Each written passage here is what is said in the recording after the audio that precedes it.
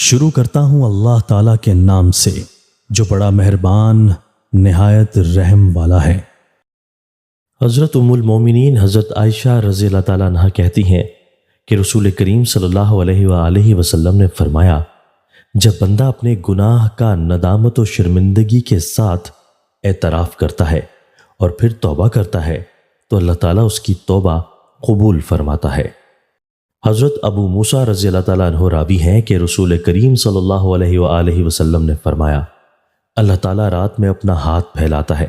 تاکہ دن میں گناہ کرنے والے توبہ کرے، اور دن میں اپنا ہاتھ پھیلاتا ہے تاکہ رات میں توبہ کرنے والا توبہ کرے، یہاں تک کہ سورج مغرب کی سمت سے نکلے۔ تشریح: ہاتھ پھیلانا دراصل کنایا ہے طلب کرنے سے، چنانچہ جب کوئی شخص کسی سے کچھ مانگتا ہے تو اس کے سامنے ہاتھ پھیلاتا ہے، لہٰذا اللہ تعالیٰ رات میں ہاتھ پھیلاتا ہے۔ الخ کے معنی یہ ہیں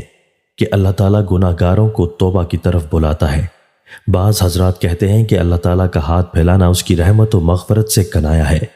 حدیث کے آخری الفاظ یہاں تک کہ سورج مغرب کی سمت سے نکلے کا مطلب یہ ہے کہ اللہ تعالیٰ کی طرف سے بندوں سے طلب توبہ کا یہ سلسلہ اس وقت تک جاری رہے گا جب تک کہ قرب قیامت میں سورج مشرق کی بجائے مغرب سے نکلے، کیونکہ جب آفتاب مغرب کی طرف سے طلوع ہوگا تو توبہ کا دروازہ بند ہو جائے گا، اس کے بعد پھر کسی کی توبہ قبول نہیں ہوگی۔ دوستو، اللہ تعالیٰ ہمیں ان احادیث مبارکہ پر عمل کرنے اور اپنی زندگیوں کو سنوارنے کی توفیق عطا فرمائے۔